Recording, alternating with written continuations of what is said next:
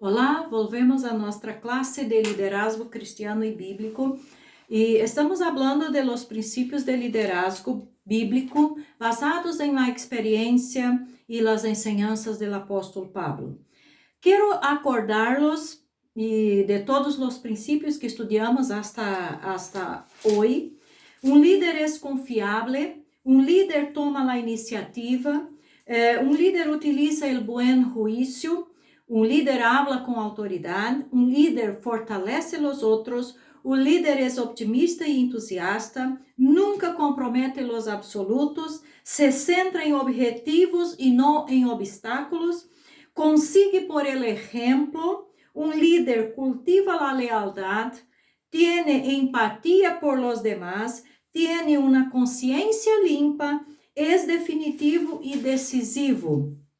Sabe quando cambiar su mente, o sea, es flexible, no abusa de su autoridad, no abdica de su papel en la oposición, está seguro de su llamado, conoce sus limitaciones, es resistente, es apasionado y es valiente. En la clase de ahora vamos a estudiar sobre el principio de liderazgo número 22.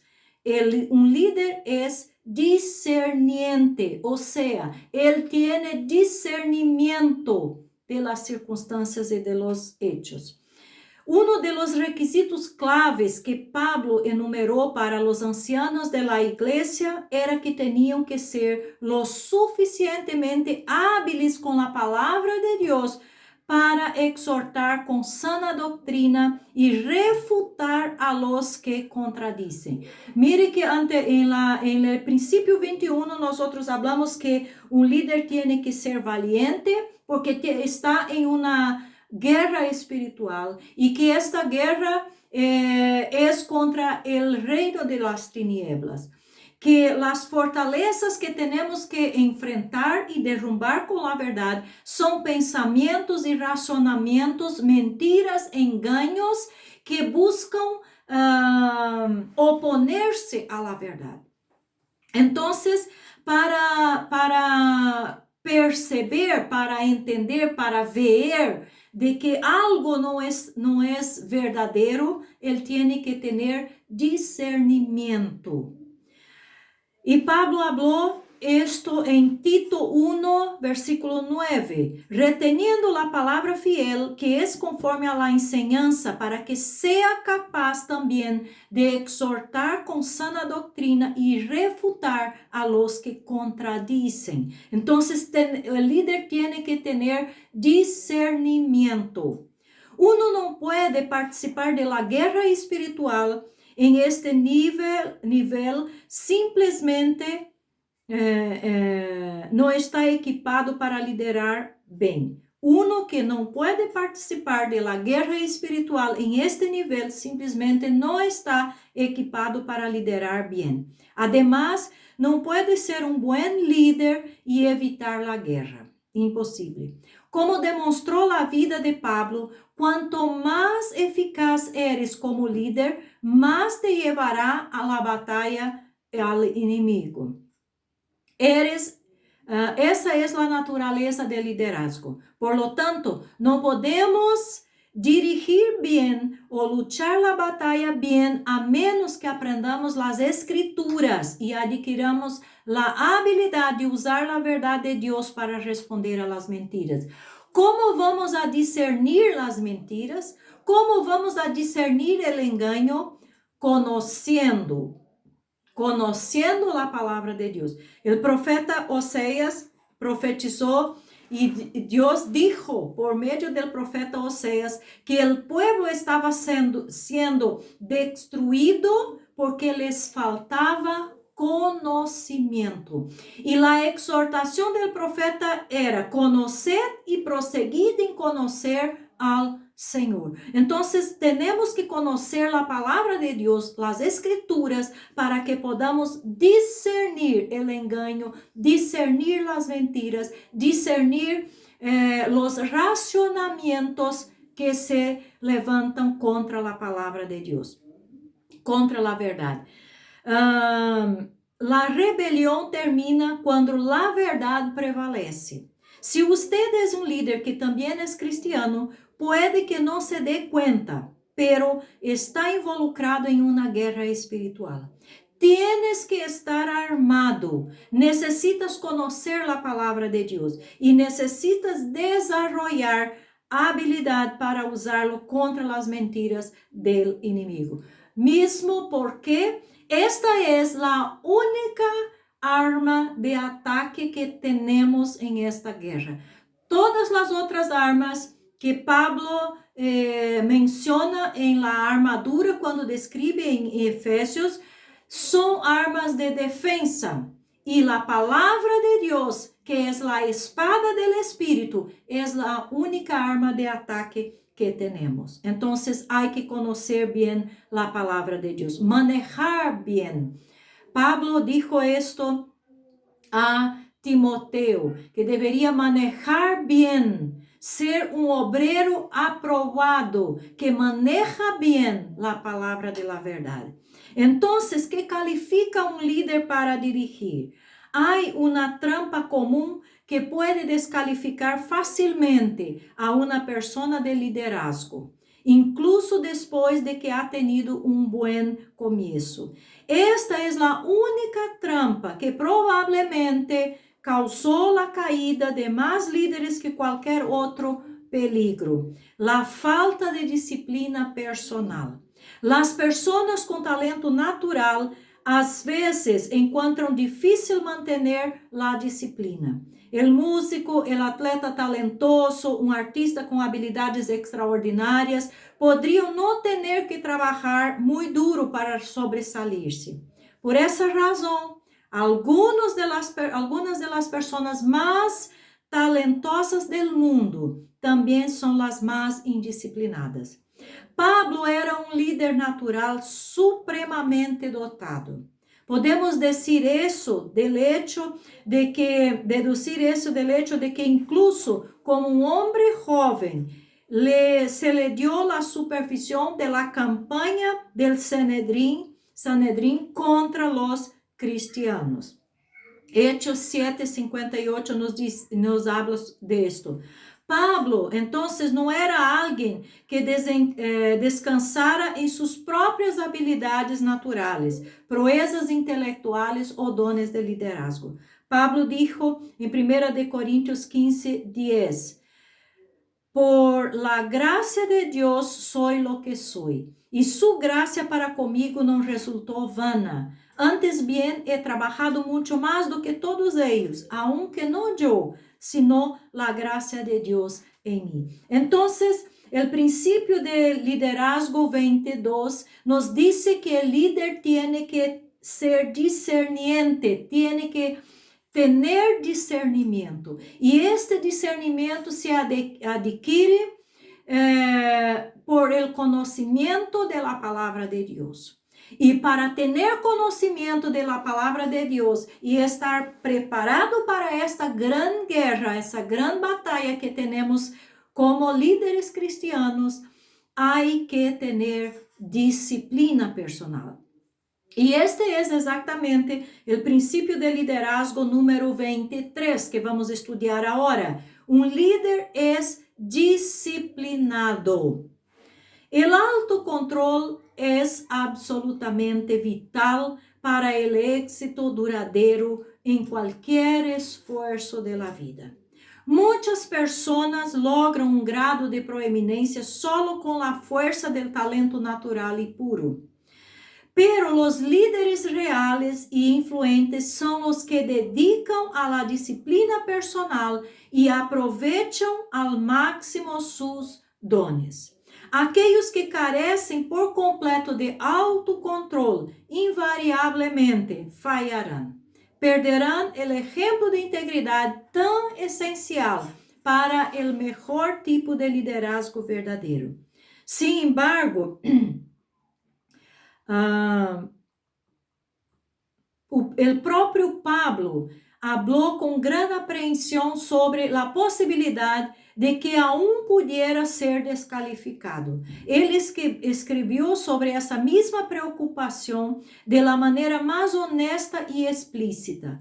Pablo a menudo retratava a vida como uma competência atlética, como uma carreira. En Hechos 20, versículo 24, usted puede leer así: pero em ninguna maneira estimo mi vida como valiosa para mim mesmo, a fim de poder terminar mi carreira e o ministério que recebi del Senhor Jesus, para dar testemunho solenemente del Evangelho de la gracia de Deus.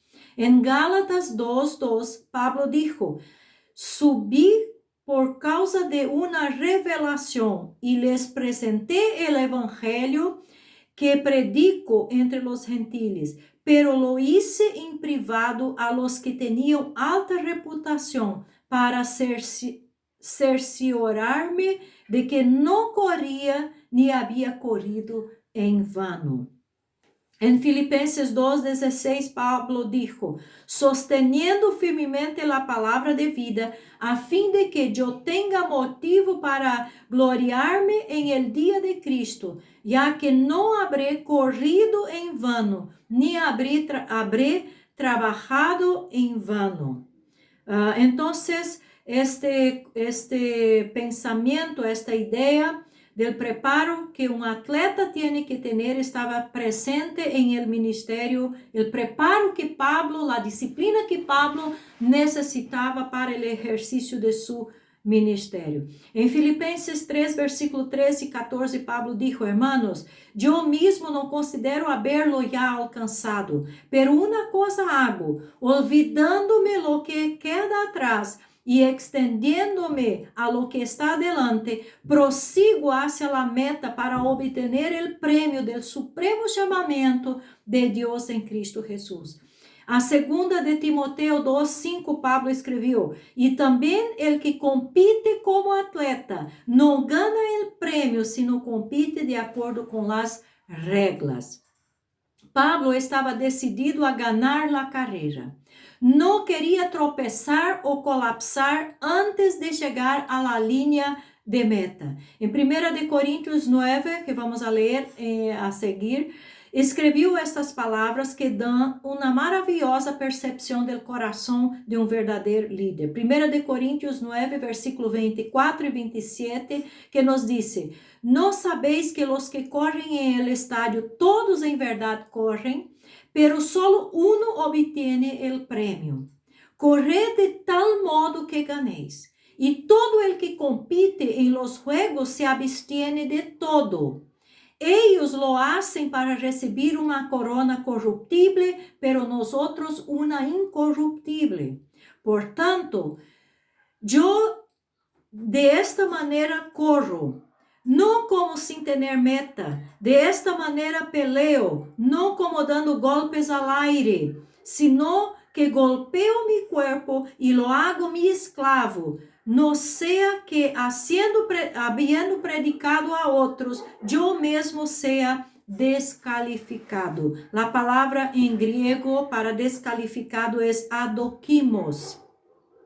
A palavra grega traduzida para descalificado é adokimos. Habla de ser rechazado, eliminado por uma violação de regras, ser descalificado. É a mesma palavra traduzida como réprobo em Romanos 1:28.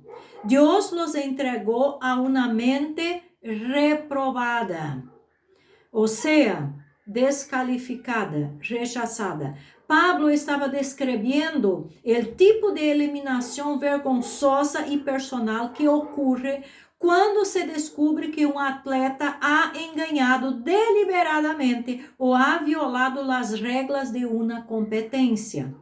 Pablo aqui está falando de um tipo de descalificação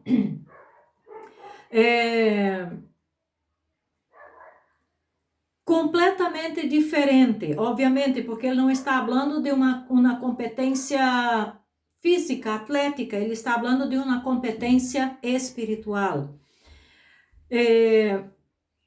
Entonces, ele estava dizendo que não queria volver-se descalificado, não queria estrear-se e queimar-se moralmente e descalificar-se espiritualmente. Este é um grave peligro para todos em el liderazgo. A confiança do líder em sua própria vocação deve ser igualada e equilibrada por um santo temor ao fracasso espiritual personal. Los líderes estão expostos a tentações únicas e singulares. Devido ao papel fundamental que juegan, se enfrentam a ataques extraordinários de los poderes de la oscuridad. El orgullo ha sido una trampa peculiar para muchos. La falta de pureza y autocontrol ha hecho que muchos se hundieron.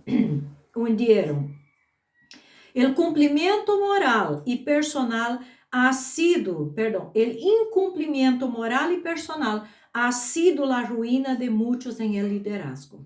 Todo se debe a quê? A la falta de disciplina. De hecho, essa foi a grande preocupação de Pablo acerca de seu próprio papel como líder.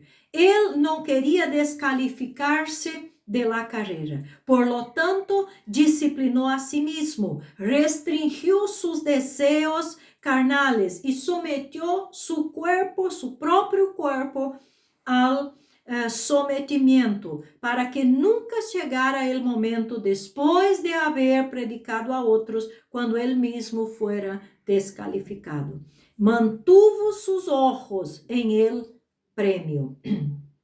Filipenses 3:13 y 14, Pablo dijo, hermanos, yo mismo no considero haberlo ya alcanzado, pero una cosa hago, olvidándome lo que queda atrás y extendiéndome a lo que está delante, prosigo hacia la meta para obtener el premio del supremo llamamiento de Dios en Cristo Jesús.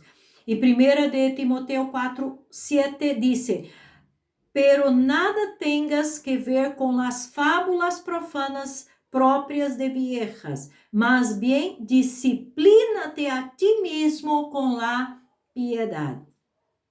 Pablo dijo que si el atleta mundial está dispuesto a disciplinar-se para ganar una coroa de laureles, ¿qué precio pagaría para lograr una corona incorruptible? Una que es incorruptible y inmaculada y que no se desvanece. Todos los líderes dotados parecen tener un impulso innato para ganar. Aquellos que carecen del instinto ganador no son líderes muy efectivos. Pero si vamos a ganar esta carrera, tendrá un precio o seremos descalificados. El precio de la victoria es disciplina, aunque no les guste mucho. Este es el precio. Eso significa autocontrol, sacrificio y trabajo duro. Los atletas en el día de Pablo entrenaban duro solo para poder participar en la competencia. Para poder participar de los Juegos Istmos, los atletas tenían que dar pruebas de 10 meses de entrenamiento a tiempo completo.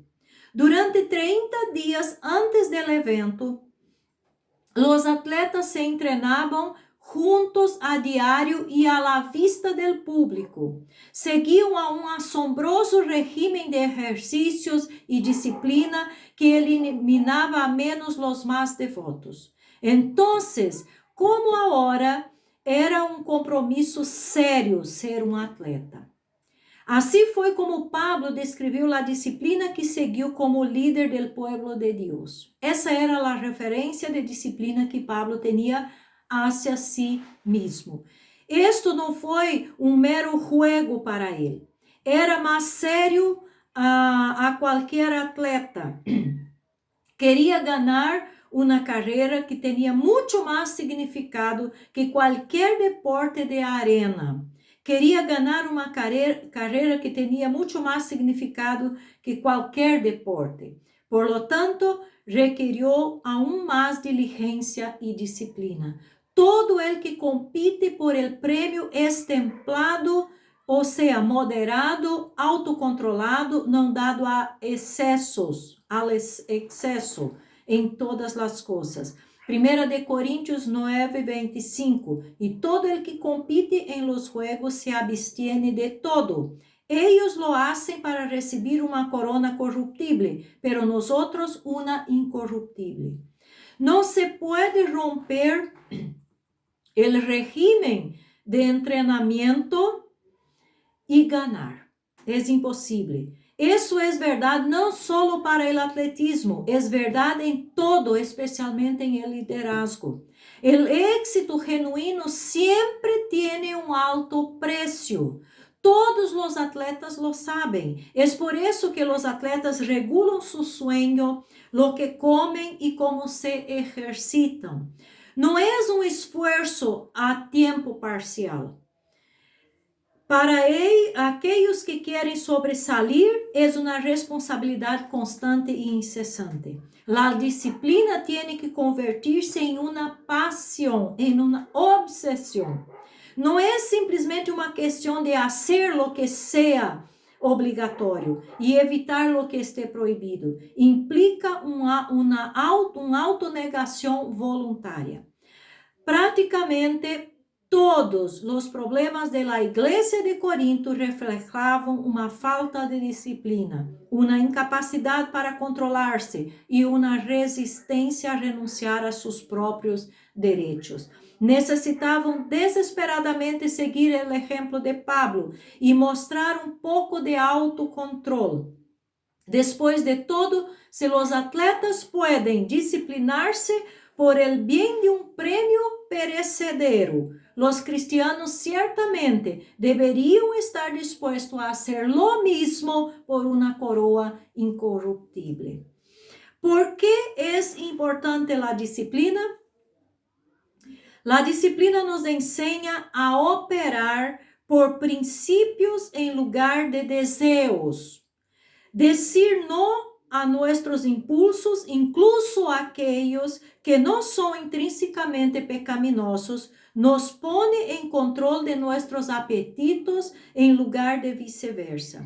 Deposita nuestra lujuria y permite que la verdad, la virtud y la integridad gobiernen nuestras mentes en su lugar. Pertenecemos a una sociedad indisciplinada. El mundo en que vivimos ha entronizado la noción de los derechos personales y ha hecho que la contención parezca malvada. Pero incluso en esa cultura, aquellos que se elevan al liderazgo generalmente serán quienes practiquen una medida de autocontrol, o sea, de disciplina. Entonces, a seguir, algunas sugerencias prácticas para ayudar personalmente a desarrollar la autodisciplina. 1. Organízate. Comienza donde estás. Limpia tu habitación, pon tu escritorio en orden, guarda las cosas que están fuera de lugar y deseche las cosas que son inútiles. Haga que todo en su entorno esté limpio. Haga una lista de prioridades y póngalas en orden. Luego, programe su tiempo para que todo se haga. Programe primero las tareas más difíciles y las más indeseables para que pueda hacerlas cuando tengas más energía. Divida las tareas complejas en pasos más pequeños y programe cada fase del proceso. Si no tienes control de tu tiempo, no tendrás control de ningún aspecto de tu vida. Y si no opera deliberadamente, según el cronograma que haya planificado, su vida estará gobernada por la crisis y por las personas problemáticas. No puede ser un líder eficaz si siempre está a merced de las cosas fuera del control. Entonces, primera sugerencia, organízate. Segunda sugerencia, utilice el tiempo sabiamente. Después de haber hecho un plan sobre cómo usará su tiempo, sígalo. No pospongas las cosas, trabaja duro, no pierdas el tiempo, permanezca ocupado, sé puntual, no permita interrupciones ni desvíos innecesarios que lo desvíen de sus prioridades reales. Pablo escreveu em Efésios 5, 15 e 16, portanto, tened cuidado como andais, não como insensatos, sino como sábios, aproveitando bem o tempo, porque os dias são malos. Nunca he conocido a nadie que habitualmente pode perder o tempo e aún assim manter-se organizado. Por supuesto, também necessita tempo livre. Jesús mismo reconoció que el descanso es esencial. En Marcos 6:31 podemos leer cerca de esto. Pero ser organizado y disciplinado en esta parte de tu vida también. Encuentre maneiras de ser edificado em vez de simplesmente entretenido. Este es un componente clave de la verdadera piedad. Entrega su vida privada a Dios. Dedícate especialmente en tu tiempo libre a la tarea de cultivar la humildad, el arrepentimiento, la santidad y el temor de Dios. Obviamente, nuestra piedad no puede estar separada de nuestra vida en los momentos libres. La tercera sugerencia, presta atención a las cosas pequeñas. Se vas a ser disciplinado, debes desarrollar el hábito de poner las cosas a donde pertenecen. Quando veas um marco de imagem distorcido, alícelo. Quando veas uma mala aberta, uma mala hierba, sácala. Quando veas algo fora de lugar, sem importar quão significante pareça, guárdelo. Las cosas pequeñas a menudo são importantes. Jesus contou uma parábola em la que el maestro elogiava a um siervo que era fiel em lo poco. Usted pode ler em Lucas 19, 17. Una falta de disciplina en los asuntos pequeños a menudo también causa fallas en las cosas grandes. Por el contrario, aquellos que son fieles en las cosas pequeñas son las mismas personas que también son disciplinados en asuntos más importantes. Jesús dijo que quien es fiel en lo poco va a ser puesto sobre lo mucho. Entonces, hay que observar las cosas pequeñas. Quarta sugerência, aceitar responsabilidade extra quando vê algo que deve se hacer. Ser voluntário, satisfaga as necessidades de los demás sempre que pueda. Demonstre ser um líder trabajador. Busque formas de usar sus dones e recursos para el bien de los demás. Esto te ayudará a enfocar tus energías. También lo ayudará a cultivar el corazón de un servidor. Las personas trabajadoras son las que hacen las cosas. El letargo engendrará una vida desordenada e indisciplinada. Y aprender a asumir una responsabilidad adicional es una buena cura para el letargo. La quinta sugerencia, una vez que comienzas algo, finalízalo. Si tienes el hábito de comenzar proyectos que nunca terminas, eso es una señal segura de una vida indisciplinada. Esto se remonta a la cuestión de la planificación. Una buena organización incluye contar el costo. Jesús dijo que es un reproche comenzar algo y no terminar. En Lucas 14, de 28 a 32, podemos leer esta explicación, esta enseñanza que Jesús nos da quanto a planificar e concluir, terminar aquello que começamos. ¿Por qué multiplicar proyectos si no vas a concluirlos? Si no has terminado lo que comenzaste antes, tal hábito rapidamente socavará la confianza de las personas em usted como líder. Mantenga seus compromissos de uma maneira similar. No diga que hará algo que no puede hacer. Y no haga una promesa que no tiene la intención de cumplir. Jesús dijo, antes bien sea vuestro hablar sí, sí o no, no. Y lo que es más de esto procede del mal. Una persona que ni siquiera cumple sus propios compromisos es invariablemente indisciplinada el resto de la vida. La sexta sugerencia, dígase a usted mismo no de vez en cuando. Consiga el control de sus propios apetitos, negándose a sí mismo los placeres a los que puede tener derecho. Omita el postre, tome una caminada en lugar de tomar una siesta, haz algo por tu cónyuge en lugar de tratarte a ti mismo. Essa classe de abnegação é precisamente o que Pablo estava descrevendo em 1 de Coríntios 9, 27. Eu disciplinei mi corpo e lo someti. E disse, senão que golpeo mi corpo e lo hago mi esclavo, não seja que, havendo predicado a outros, eu mesmo seja descalificado.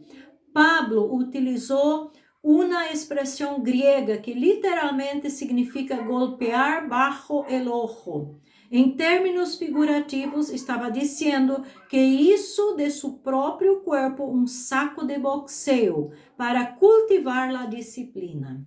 Observe como Pablo pintou uma imagem da autodisciplina em termos atléticos vívidos. Ele escreveu, portanto, eu corro assim, não como sem ter meta. Portanto, eu de esta maneira corro, não como sem ter meta. De esta maneira peleo, não como dando golpes al aire. 1 de Coríntios 9, 26.